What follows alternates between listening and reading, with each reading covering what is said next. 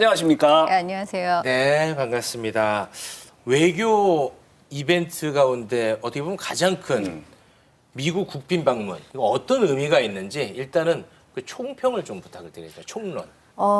일단 한국의 입장에서는 미국의 이제 전략적인 가치가 높은 국가로 인정받았다 정도. 기분 좋은 거네요. 기분이 좋죠. 네. 근데 가격이 좀 셉니다. 가격이요?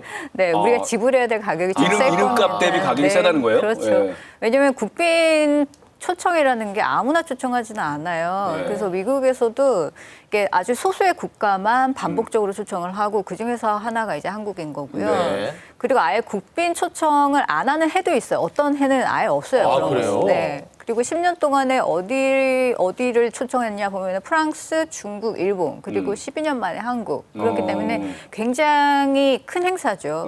그리고 그만큼 호화롭게 하기 때문에 네. 국민의 세금을 엄청나게 많이 씁니다. 그러면은 미국의 입장에서는 우리가 이 정도로 대접해줄 가치가 있는 국가다라고 충분히 설득을 해야 되거든요. 예. 그러면은 그 성과가 상당히 좋아야 돼요.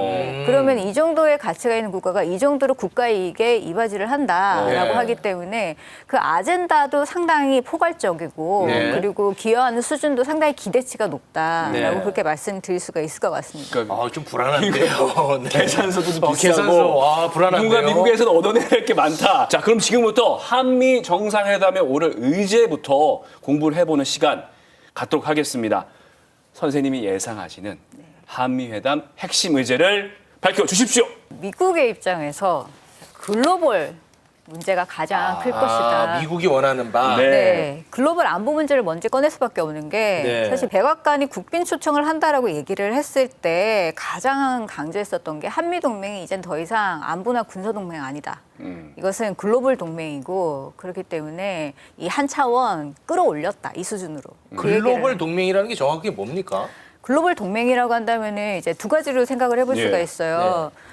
지역적으로 이제 한반도나 동북아 문제만 다루는 동맹이 아니라 네. 이제는 글로벌 이슈를 모두 다루는 글로벌 안보 이슈를 다 다루는 지역적으로 이제 확장이 된 지역. 거고 예. 그리고 이슈도 두 번째로 확장이 됩니다. 아. 그래서 군사적인 문제가 아니라 이제는 뭐 인간 안보라고 하죠. 기후라든지 뭐 보건이라든지 경제, 기술 뭐 여러 가지를 망라해서 다 협력을 하는 그런 동맹이다라는 의미가 바로 글로벌 동맹이다. 아니 그러니까 뭔가 이제 분쟁이 있으면 우리도 미국과 함께 이제 거기에 개입을 한다는 건데 그 중에 이제 하나가 또 우크라이나 전쟁 아니겠습니까? 네, 그렇죠. 이것 때문에 지금 난리가 또 났거든요. 늘 정상이 만나면은 글로벌 현안에 대해서 공동의 입장이 뭔지 항상 얘기를 하게 됩니다. 네. 그럼 지금 글로벌 문제 중에서 가장 핫한 게 아무래도 우크라이나 전쟁 얘기고요. 미리 그런 의제가 나올 것이라는 걸 네. 진작하게 해줄 수 있는 그런 인터뷰들을 하셨죠. 네. 그리고 마크롱 대통령이 첫 번째 국빈 방문을 했을 때도 가장 먼저 얘기했었던 게 글로벌 이슈 중에서 우크라이나였어요. 아, 그랬어요? 네, 계속 듣고 있는 게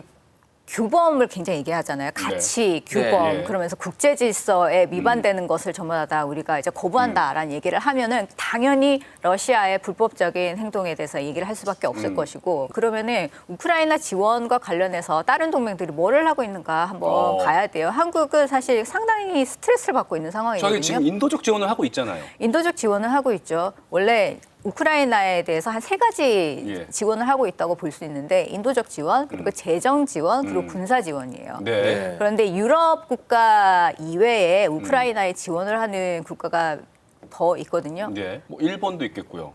호주, 뉴질랜드, 아, 한국이에요. 그러면은 이들 국가랑도 비교를 했을 때 네. 뭔가 기여를 많이 해줘야 되잖아요. 네. 여러 연구기관들이 그러면 어느 국가가 얼마나 많이 보냈나 계속 추적을 하거든요. 지난 2월 말을 기준으로 했을 때 나온 통계를 보면은 일본 같은 경우는 60억 유로 정도 하거든요.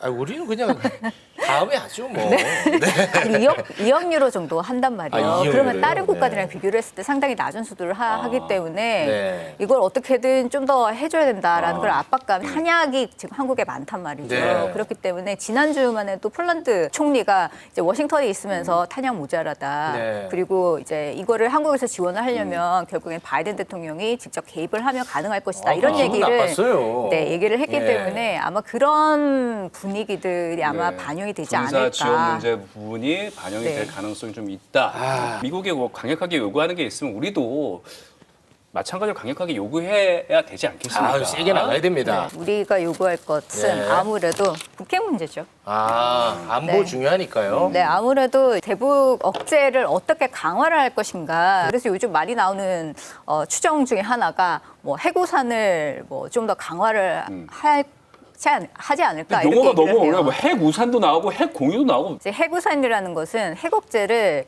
미국이 동맹국한테 씌워준다. 확대를 해서 씌워준다라는 얘기거든요. 근데 네. 해구산이라는 것은 핵으로 이제 대응을 한다라는 의미이기 때문에 굉장히 축소된 의미예요, 사실. 근데 확장억제라는 것은 핵만 가지고 대응할 수는 없잖아요. 네. 모든 위기 상황에 핵만 가지고 있으면 말이 안 돼요. 예. 그렇기 때문에 재래식으로도 대응을 해줘야 되거든요. 네. 그 재래식 억제를 추가한 게 확장 억제라는 얘기고 이건 2006년부터 우리가 명문화를 해서 쓰고 있었던 사실이에요. 예. 이것이 조금 더 발전된 게 맞춤형 확장 억제가 맞춤형. 됐습니다. 뭐예요? 맞춤형이라는 맞춤형. 것은 북한 핵 위협이 여러 가지 상황이 있으니까 예. 여러 가지 시나리오에 맞춰가지고 대응을 하는 거를 한국이랑 조금 더 구체적으로 논의를 하겠다라는 것이고요. 그것의 일환으로 최근에 이제 전략 자산을 이제 전개하는 협의체가 이제 예. 가동이 이제 되는 거를 논의한다고 하잖아요. 예.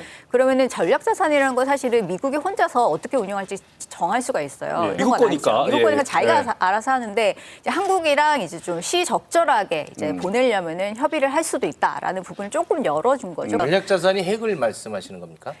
핵을 이제 싣고 있는 여러 가지 투별 수단들 있잖아요. 그런 네. 것들을 전략 자산이라고 합니다. 네, 지금 댓글에서 시간도 없는데 야 우가 경제 얘기해라. 경제 얘기 지금 지금 많은 분들이 네. 경제에 관심이 많거든요. 전기차, 반도체, 전기차. 법. 야 우가 네. 이거 안 챙길 거냐 지금 난리가 나가지고 말을 끊었습니다. 이거 어떻게 해결 가능할까요? 글쎄요, IRA라던가 아니면은 칩4 같은 경우에는요, 네. 이게 사실 타협이 좀 불가해요. 마크롱 대통령도 사실 이 문제를 가지고 의회에서 계속 얘기를 했었는데 네.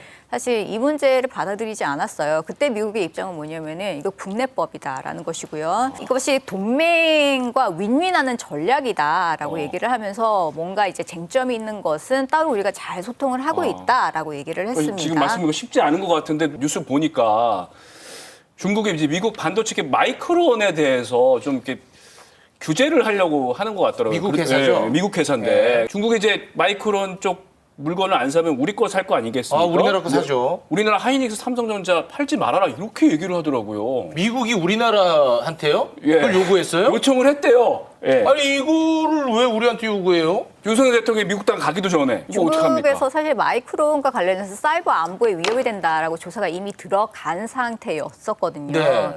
그런데 만약에 이것을 중단을 하게 되면은 누군가가 반사 이익을 얻게 돼요. 그게 우리잖아요. 그것을 이제 제한을 하려고 하는 건데 이미 반도체법에 따르자면은 결국에는 이제 중국에서 이러한 생산을 더 이상 확대하지 못하도록 가드레일 조항을 좀 제한을 뒀습니다. 네. 이게 아마 우리가 앞으로 겪게 될 것의 예고편이 될 수가 있는 거죠. 아이고 우리한테 그거 팔지 말라고 요구하면 이거 어떡합니까? 참 속상한데요. 저희가 관심 있게 또 지켜보도록 하겠습니다. 시간 관계상 여기서 마무리 지어야 될 것 같습니다. 김진아 교수님 고맙습니다. 고맙습니다.